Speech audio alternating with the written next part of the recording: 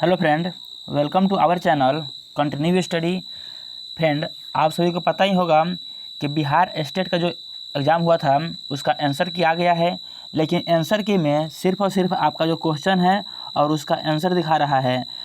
आप कौन से क्वेश्चन को वहाँ पे जब एग्ज़ाम हॉल में टिक किए हैं वो आपको नहीं दिखा रहा है। जो इस आंसर की सबसे बड़ी यही खामी हमको दिख रही है। ऐसा कोई आंसर की नहीं आता है जिसमें आपके क्वेश्चन को न दिखाया जाए, सिर्फ आंसर को दिखाया जाए। आज हम लोग हिंदी जो एग्ज़ाम हुआ था 10/9/2023, जिसका पेपर कोड है 101, जो सेकंड शिफ्ट में यानी 3 से 5:30 तक एग्ज़ाम चला था, इसके जो आंसर की है इसका हम लोग रेस्पॉन्स शीट के साथ सभी प्रश्न का आंसर को देखने की कोशिश करेंगे कि किस प्रश्न का उत्तर क्या दिया गया है। आप अगर एग्ज़ाम दिए होंगे तो आपको थोड़ा बहुत तो अपना आंसर याद होगा कि आप एग्ज़ाम हॉल में किस प्रश्न का उत्तर क्या दिए होंगे। तो आप अपना आंसर की इस आंसर की से वीडियो से आप लोग मिला लीजिए कि आपका कितना नंबर आ रहा है, और वीडियो के अंत में आप कमेंट करके बताइएगा कि आपका 150 में कितना मार्क्स आ रहा है। वीडियो शुरू करने से पहले आपसे एक छोटा सा रिक्वेस्ट है कि अगर आप हमारे चैनल पर नए हैं या आपने अभी तक हमारे चैनल को सब्सक्राइब नहीं किया है, तो ऐसे ही महत्वपूर्ण वीडियो पाने के लिए हमारे चैनल को ज़रूर सब्सक्राइब करें, और वीडियो ये अच्छा लगे तो इसे लाइक और शेयर करना ना भूलें।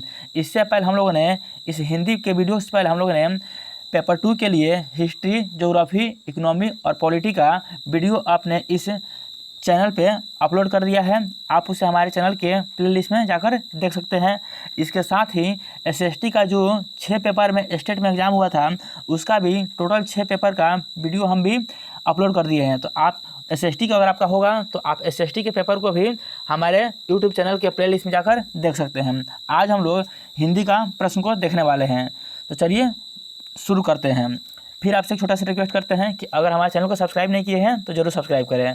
पहला प्रश्न का रहा संधि से है, वो रहा है स्वर संधि के साथ स्वर मिलने से जो विकार उत्पन्न होता है उसे कहते हैं। तो स्वर के साथ जो स्वर मिलता है तो उसे जो विकार उत्पन्न होता है उसे स्वर संधि कहा जाता है। तो स्वर संधि, इसका सही उत्तर हो जाएगा ऑप्शन ए। तो जिन्होंने भी एग्जाम हॉल में इसका उत्तर ऑप्शन ए लगाया होगा उनका ये क्वेश्चन का आंसर सही हो जाएगा। इसमें कुछ ऐसे भी प्रश्न हैं जो डाउट वाले हैं, जिनका आंसर हमको गलत लग रहा है, तो आप उन प्रश्नों को ऑब्जेक्शन कर सकते हैं। दूसरा प्रश्न है विद्यालय का संधि विच्छेद है। तो विद्यालय का संधि विच्छेद हो जाएगा विद्या प्लस आलय। सर्वोत्तम का संधि विच्छेद है, तो सर्वोत्तम का संधि विच्छेद आयोग द्वारा दिया गया है सर्व प्लस उत्तम। उच्चारण का संधि विच्छेद पूछा है, तो उच्चारण का संधि विच्छेद बिहार बोर्ड ने उत प्लस चारण दिया है। वो रहा है महोजस्वी का संधि विच्छेद क्या होगा। तो इसका संधि विच्छेद हो जाएगा माता प्लस ओजस्वी। समास का अर्थ क्या होता है, तो समास का अर्थ होता है संक्षेपण करना, यानी संक्षेप करना। जिस समास का पहला पद क्या हो, संख्यावाचक हो, उस समास को कहते हैं तो द्विगु समास कहते हैं। घनश्याम में कौन सा समास है, तो घनश्याम, तो इसमें क्या है, बहुव्रीहि समास है।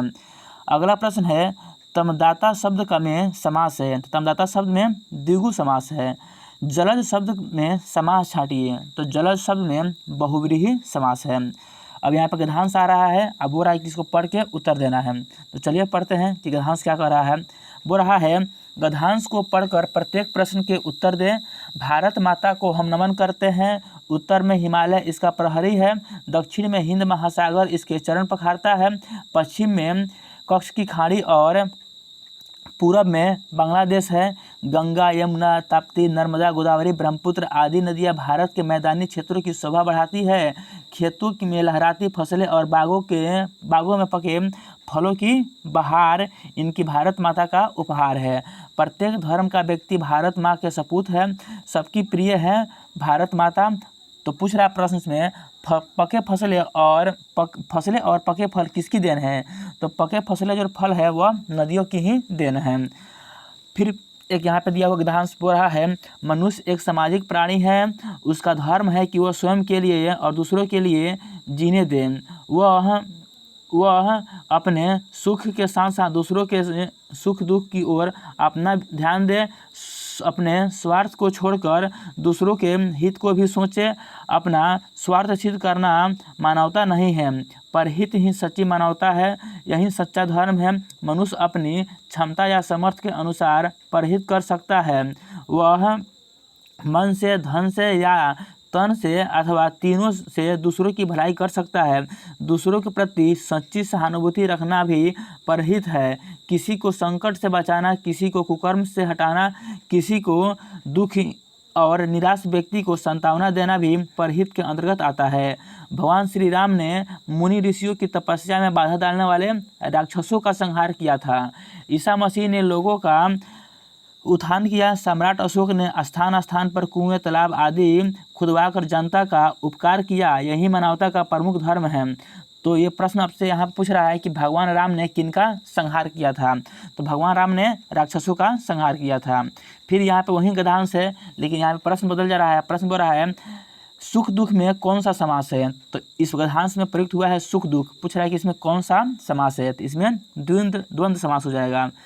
फिर यहाँ पे एक और गद्यांश है, मैत्री की राह बताने को, सबको सुख सुगम मार्ग पे लाने को, दुर्योधन को समझाने को, भीषण विध्वंस बचाने को भगवान हस्तिनापुर आए। पांडवों का संदेश लाए, दो न्याय अगर तो आधा दो, पर इनमें भी यदि बाधा हो तो दो, केवल 5 ग्राम रखो अपनी धरती तमाम। हम वहीं खुशी से जाएंगे, परिजन पर 80 न उठाएंगे। दुर्योधन वह भी दे न सका, आशीष समाज का ले न सका, उल्टे हरि को बांधने चला, जो था असहाय साधने चला। जब नाश मनुष्य पे छाता है, पहले विवेक मर जाता है। कवि ने किस बात को असाध्य कहा है? तो कवि ने श्री कृष्ण को बंदी बनाने को असाध्य कहा है। अगला प्रश्न है, यही प्रश्न है, गद्यांश है। यहाँ पे प्रश्न बोल रहा है कि भगवान का पर्यायवाची क्या होगा? तो भगवान का पर्यायवाची हो जाएगा यहाँ पे प्रभु हो जाएगा, ईश्वर हो जाएगा, परमात्मा यानी उपयुक्त सभी हो जाएगा। बोल रहा है वाक्य में प्रयुक्त शब्द कहलाते हैं। तो वाक्य में जो प्रयुक्त शब्द होते हैं वो पद कहलाते हैं। बच्चों, सामान से ट्रक आ रहा है, इस वाक्य में कौन सा भाव प्रकट होता है? तो चेतावनी होता है। कह रहा है मोहन चाकू से सेब काट रहा है, वाक्य में चाकू से किस कारण का उदाहरण है? तो करण कारण का उदाहरण है। उसका भाई व्यापारी है, वाक्य में विधेय है, तो व्यापारी है। कह रहा है बहुपति में मूल शब्द है, तो इसका सही उत्तर हो जाएगा बाप मूल शब्द है। इसमें निम्नलिखित वाक्यों में किसका अपदान कारक की विभक्ति है? तो वह है बिल्ली छत से कूद पड़ी, इसका सही उत्तर दिया हुआ है। रुचि घर जा रही है, वाक्य में कौन सा वाच्य है? तो कर्ता वाच्य है। छाती फुलाना मुहावरे का अर्थ क्या है? गौरव करना हो जाएगा। सितारा चमकना मुहावरे का अर्थ है भाग्य का उदय होना, यानी भाग्योदय होना। घात लगाना मुहावरे का अर्थ है मौका ताकना। मुंह छिपाना मुहावरे का अर्थ है लज्जित होना। टांग अड़ाना, इसका अर्थ हो जाएगा अड़चन डालना। गड़े मुर्दे उखाड़ना, इसका उत्तर हो जाएगा दबी हुई बात फिर से उभारना। अब यहाँ पे लोकोक्तियाँ दिया हुआ है और इसका अर्थ पूछ रहा है। बोल रहा है काला अक्षर भैंस बराबर, यानी निरक्षर होना, इसका सही उत्तर हो जाएगा। कलम तोड़ना, तो इस मुहावरे का अर्थ हो जाएगा बढ़िया लिखना। इनमें से कौन सा वाक्य अशुद्ध है? तो विधवा विलाप करके रोने लगी, यह क्या है? वाक्य अशुद्ध है। अगला प्रश्न है इनमें से कौन सा वाक्य अशुद्ध है? फिर इसमें पूछ रहा है, तो इसका हो जाएगा भारत में अनेकों राज्य है, यह क्या है? वाक्य अशुद्ध है। इनमें से कौन सा शुद्ध है? कौन सा वाक्य इसमें भी अशुद्ध है? तो घातक विषय सुंदर शोभा और बुरी कुवृष्टि, यह क्या है? अशुद्ध है। फिर इसमें बताना ये कौन सा अशुद्ध है? उसके विरुद्ध मुकदमा चलाया गया, यह वाक्य अशुद्ध है। इसमें हो जाएगा कच्चे तेल की कीमत घट गया। तो जिन्होंने इस वाक्य को लगाया होगा कि यह वाक्य अशुद्ध है आंसर की में, तो उनका आंसर सही हो जाएगा। अगला प्रश्न है राधा की गुड़िया बहुत सुंदर है, रेखांकित शब्द कौन पदबंध है? तो विशेषण पदबंध हो जाएगा। वाक्य के उस भाग को जिसमें एक से अधिक पद परस्पर संबंध होकर अर्थ देते हैं किंतु पूरा अर्थ नहीं देते हैं, तो क्या कहलाते हैं? वे पदबंध कहलाते हैं।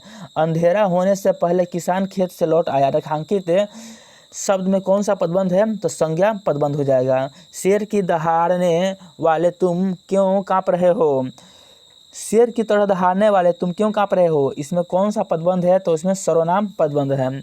सुबह से शाम तक वह बैठा रहा, रेखांकित पद में कौन सा पदबंध है? तो अपव्यय पदबंध है। जिस वाक्य में कर्म की प्राधान्यता होती है तो क्या हो जाएगा? कर्म वाक्य कहलाता है, कर्मवाच्य कहलाता है। मोहन चित्र बनाता है, इसमें कौन सा वाच्य है? तो कर्ता वाच्य है। मुझे से ऐसी बातें नहीं सुनी जाती, इस वाक्य में क्रिया किसके अनुसार है? तो कर्म के अनुसार है। निम्नलिखित में से कौन सा कर्मवाच्य नहीं है? तो पूनम ने अपने बारे में बताया यह कर्मवाच्य नहीं है। उसने भोजन कर लिया, वाक्य में कर्मवाच्य को बदलिए, इस वाक्य को कर्मवाच्य में बदलना है। तो उसके द्वारा भोजन कर लिया गया, यह क्या हो जाएगा? कर्मवाच्य के रूप में हो जाएगा। निम्नलिखित में से कौन सा वाक्य शुद्ध है?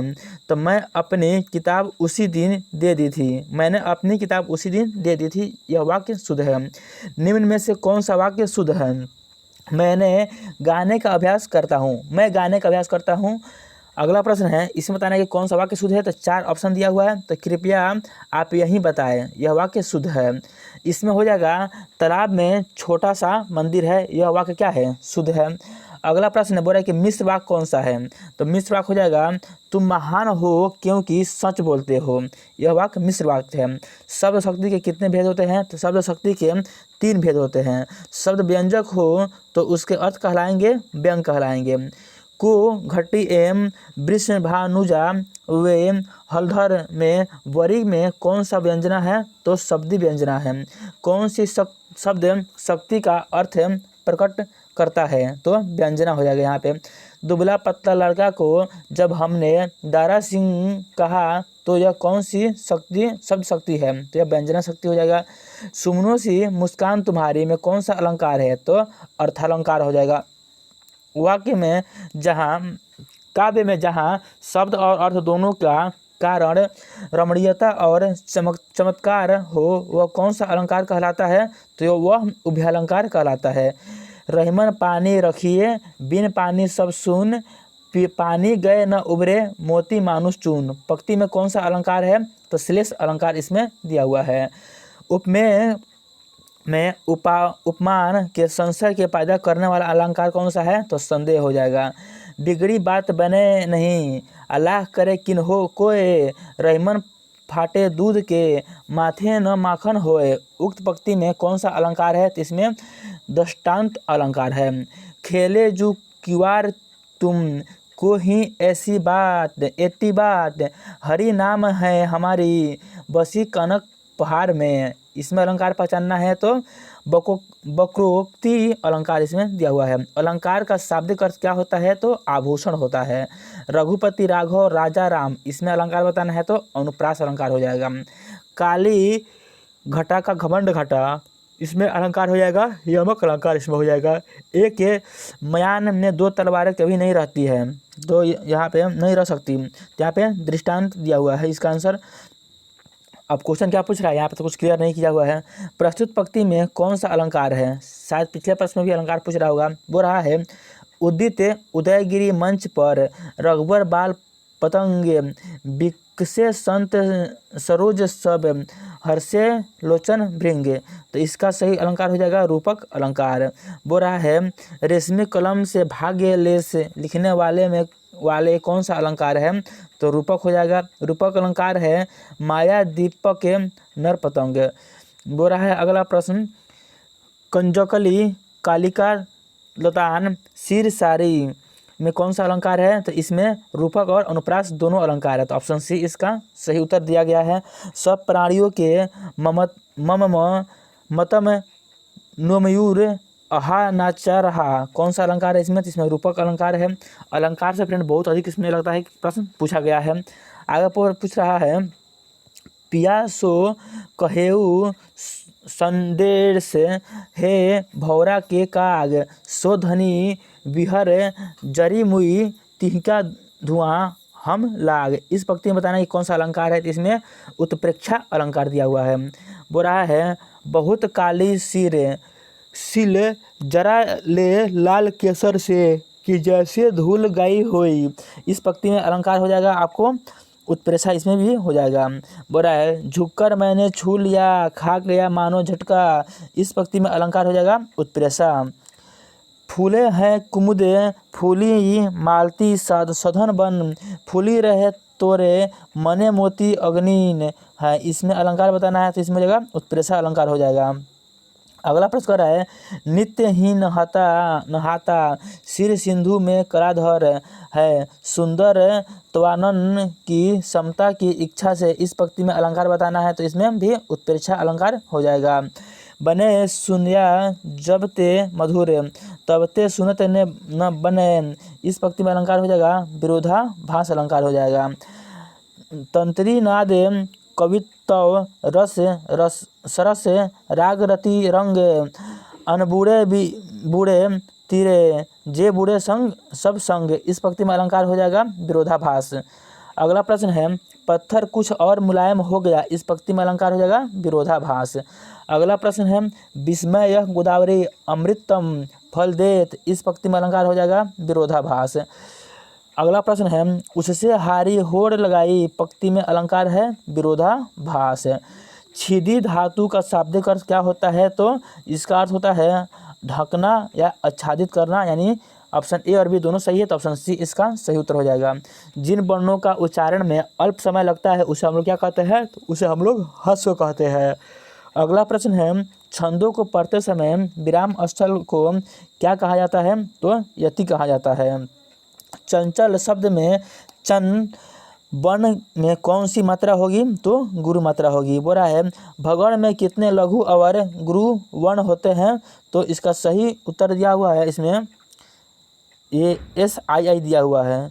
ये पता ना क्या दिया हुआ है, समझ में नहीं आ रहा है, आप लोग देख लीजिएगा। अगला प्रश्न कर रहा है जिस छंद के प्रत्येक के चरण में 11 वर्ण होते हैं उसे क्या कहते हैं? तो उसे चौपाई और उपेंद्र बज्रा भी कहते हैं। यानी इसका सही उत्तर हो जाएगा, इसका सही उत्तर यहाँ पे थोड़ा यहाँ पे और ब और सब में दिया हुआ है। इसका ऑप्शन कुछ डाउट वाला है, कुछ गलत लगता है दिया है इसमें। अगला प्रश्न कर रहा है कविता के वर्णिक छंद में कुल कितने वर्ण होते हैं? तो इसमें 31 आंसर दिया गया है। निम्नलिखित पंक्ति में कौन सा छंद है न जिससे पुरकुछ पौरुष हो गया सफलता वह पा सकता कहा? तो इसका हो जाएगा द्रुत लिवबिंत। आगे बोल रहा है निम्नलिखित पंक्ति में से कौन सा वर्णिक छंद है? बोल रहा है आय प्रजाधि निकेतन पास आधो पूरा प्रसार करती करुणा जहाँ थी। तो इसमें बसंत तालिका उत्तर दिया गया है। बोल रहा है भुजंग प्रजाति में कौन सा छंद है? तो वर्णिका छंद इसका उत्तर है। काव्य गुण क्या है? तो काव्य के सौंदर्य और अभिव्यंजना शक्ति को बढ़ाने वाले तत्व। काव्य प्रकाश नामक ग्रंथ के रचनाकार कौन है? तो मम्मट इसका उत्तर दिया गया है। चारु चंद्र की चंचल किरणें खिल रही है, जल थल में स्वच्छंद चांदनी बिछी हुई है, अवनी और अंबर तल में। उपयुक्त पंक्ति काव्य गुण से संबंधित है, तो इसका सही उत्तर हो जाएगा प्रसाद गुण। निम्नलिखित में से कौन आचार्य भरत मुनि के अनुसार काव्य गुण होते हैं? तो इनमें से कोई नहीं ऑप्शन दिया गया है। अगला प्रश्न है काव्यालंकार सूत्र वृत्ति की रचना किसने की? तो आचार्य वामन ने। अभिनव गुप्त के अनुसार रस के कितने प्रकार होते हैं? तो 9। नहीं पराय नहीं मधुर मधु, नहीं विकास नहीं काल, अही अली कली ही 100 बिंदियों, आगे कौन धवाल। उपयुक्त पंक्तियों में कौन सा रस है? तो इसमें श्रृंगार रस दिया हुआ है। करुण रस का अस्थाई भाव है, तो इसका अस्थाई भाव इसमें से कोई नहीं होगा। बोल रहा है वीरों का कैसा हो बसंत। उपयुक्त पंक्ति में किस रस की प्रधानता है? तो वीर रस दिया हुआ है। और फ्रेंड हिंदी का जो 100 प्रश्न था उसका अंतिम प्रश्न है। बोल रहा है भयानक रस का अस्थाई भाव क्या है? तो भय इसका सही उत्तर हो जाएगा। और फ्रेंड यहाँ से हम लोग जो 50 प्रश्न देखेंगे इसमें से 30 प्रश्न आपके होंगे आर्ट ऑफ टीचिंग से। तो चलिए हम लोग 30 प्रश्न आर्ट ऑफ टीचिंग से देखते हैं। बोल रहा है शिक्षण प्रक्रिया में एक महत्वपूर्ण तत्व है, तो शिक्षा एक महत्वपूर्ण तत्व है। पाठचर्या है, तो शिक्षण का निर्जीव ध्रुव और ध्रुव बिंदु। इनमें से एक शिक्षण का चरण नहीं है, तो अंतःक्रियात्मक चिंतन का तो बताना है इसमें से कौन सा उत्तर हो जाएगा। अवलोकन कर सकते हैं, माप कर सकते हैं, देख सकते हैं, तो कुछ भी नहीं कर सकते हैं, तो इसका सही उत्तर हो जाएगा उपयुक्त में से कोई भी नहीं। रॉबर्ट मेगर के अनुसार प्रभावकारी उद्देश्य का अवयव है, तो निष्पादन अस्थिया और मानदंड इसका सही उत्तर हो जाएगा। परिसंवाद का एक प्रकार है, तो विचार विमर्श विधि इसका एक प्रकार है। शिक्षक केंद्रित शिक्षण है, तो सत्तावादी इसका सही उत्तर हो जाएगा। सुकरात विधि है, तो प्रश्न उत्तर क्या है? सुकरात विधि हो जाएगा। अगला प्रश्न है वो रहा है गैगने में प्रस्तुत किया। गैगने ने प्रस्तुत किया तो इन्वेस्ट ऑफ इंस्ट्रक्शन चरण प्रस्तुत किया। फिर वही पूछ रहा है कि गैगने के इन्वेस्ट ऑफ कंस्ट्रक्शन के 9 चरण हैं। अगला प्रश्न है सूक्ष्म शिक्षण की कौन से चरण शामिल है। तो इसमें से सभी चरण शामिल है। ज्ञान प्राप्ति की स्थिति, कौशल अधिग्रहण की स्थिति और अंतरण की स्थिति सभी शामिल है। अगला प्रश्न है एक शिक्षक द्वारा श्याम पट्ट का सबसे अच्छा उपयोग किया जा सकता है महत्वपूर्ण और उल्लेखनीय बिंदुओं का लिखने के लिए। अभिक्रमिक अनुदेशन का विकास किसने किया। तो स्किनर ने किया। प्रगतिशील कक्षा परिस्थिति तंत्र बच्चों में देखा जाता है तो सक्रिय अन्वेषक। अगला प्रश्न है शिक्षार्थी केंद्रित शिक्षा का एक प्रमुख अंग है। इसका सही उत्तर हो जाएगा लर्निंग बाय डूइंग यानी करके सीखना। अगला प्रश्न है पाठ्य पुस्तक का उद्देश्य होना चाहिए। तो किसी विषय में पाठ्यक्रम के शिक्षण और सीखने का मार्गदर्शन करना। विश्वविद्यालय में पुस्तकालय बजट पारित किया जाता है तो कार्यकारी परिषद के द्वारा। एक अच्छा शिक्षक होना चाहिए साधन संपन्न और सहमागिता। छात्र आमतौर पर एक शिक्षक की प्रशंसा करते हैं जो सभी छात्रों से मित्रवत है। अगला प्रश्न है शिक्षण एक पारस्परिक गतिविधि है शिक्षक और छात्र के बीच। वर्तमान परीक्षा प्रणाली में किस क्षेत्र के उद्देश्यों का मुख्य रूप से मूल्यांकन नहीं किया जाता है। तो संज्ञानात्मक क्षेत्र का। बोला है मात्रात्मक निर्णय की प्रक्रिया है तो मापन इसका सही उत्तर हो जाएगा। किस प्रकार के मूल्यांकन का उपयोग कक्षा में रैंकिंग के लिए किया जाता है। तो मानक संदर्भित मूल्यांकन। निम्नलिखित में से कौन पाठचर्या विकास का भाग नहीं है। तो शिक्षकों का चयन इसका सही उत्तर हो जाएगा। किसी विषय के प्रासंगिक को विशिष्ट समय में पूरा करने की एक रूपरेखा है तो पाठ्यक्रम इसका सही उत्तर हो जाएगा। निम्नांकित में से शिक्षा का कौन औपचारिक अभिकरण मनुष्य के जीवन में प्रबल है। तो विद्यालय। संविधान के किस अनुच्छेद द्वारा शिक्षा को मौलिक अधिकार का दर्जा दिया गया है। तो अनुच्छेद 21 का ए हो जाएगा। बच्चों के अधिगम के लिए सबसे आवश्यक कारक क्या है। तो बच्चों की तत्परता। दूर सम्मेलन है तो इसका सही उत्तर हो जाएगा 2 तरफ प्रसारण प्रणाली। और आर्ट ऑफ टीचिंग का यह अंतिम प्रश्न है वो रहा है शिक्षक के लिए श्यामपट्ट पर लिखने का सही तरीका क्या है। पहले बातों को लिखना और तब छात्रों को पढ़ने के लिए कहना। तो यही 30 प्रश्न जो था वो आर्ट ऑफ टीचिंग का था। अब हम लोग जो 20 प्रश्न देखेंगे वह अदर स्किल के प्रश्न देखेंगे यानी जो आपके जीएस और मैथ रीजनिंग से संबंधित प्रश्न होंगे। वो रहा है रोहिलखंड में 1857 के विद्रोह का सेनापति कौन था। तो अहमदुल्ला इसका सही उत्तर हो जाएगा।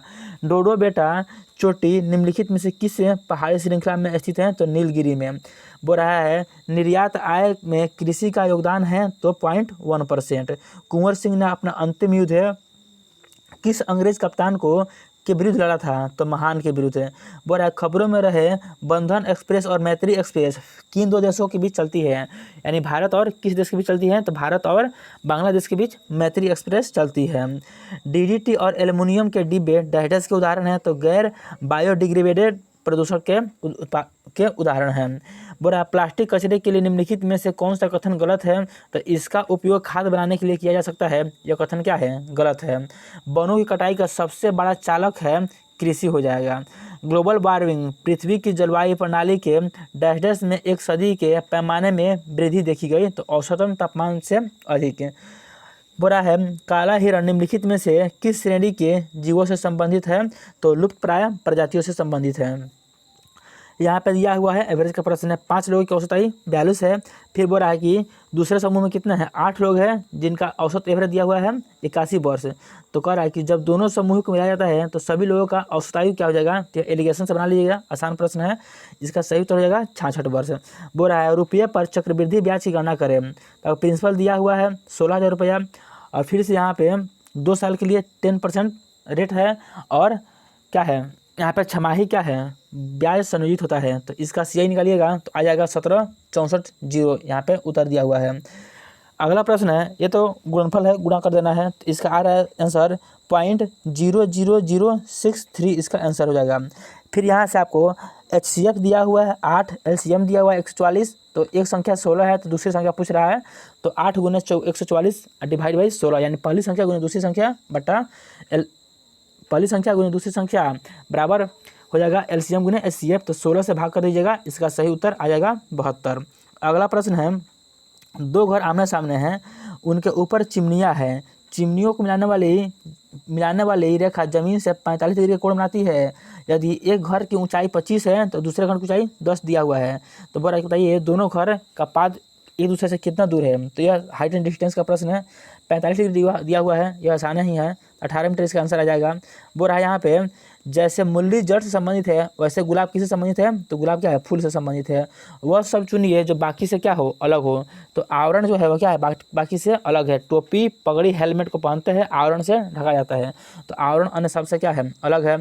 अगला प्रश्न है, वो रहा है 12, 8, 9, 13, 10, 14, 11। तो अगला संख्या क्या हो जाएगा, यहाँ पे दिया हुआ है 12 और 15, यहाँ पे दिया 15 और 12 दिया हुआ है। यहाँ पे कोडिंग डिकोडिंग का प्रश्न है, इतना आसान है, आप लोग कर सकते हैं। इसका उत्तर आ जाएगा, लेटर से नंबर में दिया हुआ है, तो इसका उत्तर आ जाएगा 57, 86। और अंतिम प्रश्न दिया हुआ है जो आपके ब्लड रिलेशन से संबंधित प्रश्न है। एक तस्वीर में एक महिला की ओर इशारा करते हुए राजेश ने कहा, अपने दादा की इकलौती बेटी मेरी पत्नी है। राजेश उस महिला से किस प्रकार संबंधित है, तो इसका सही उत्तर हो जाएगा पिता इसका सही उत्तर हो जाएगा। तो फ्रेंड, यही आज का जो हिंदी का सेशन था उसका 150 हिंदी से संबंधित महत्वपूर्ण प्रश्न थे जो आपके स्टेट में पूछे गए थे। अब आपको कमेंट करके बताना है कि इसमें आपका कितना नंबर आ रहा है, ये आपको कमेंट करके कमेंट बॉक्स में बताना है। अगर वीडियो अच्छा लगा तो इसे लाइक, शेयर और सब्सक्राइब जरूर करें। तो चलिए अब हम लोग कोशिश करते हैं कि किसी और शिफ्ट में जो हिंदी के प्रश्न पूछे गए थे उसके वीडियो लेकर आएंगे।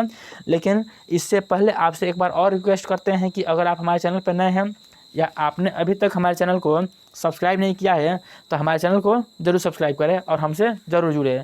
तो चलिए हम लोग मिलते हैं इसके नेक्स्ट वीडियो में, तब तक के लिए आप सभी को जय हिंद।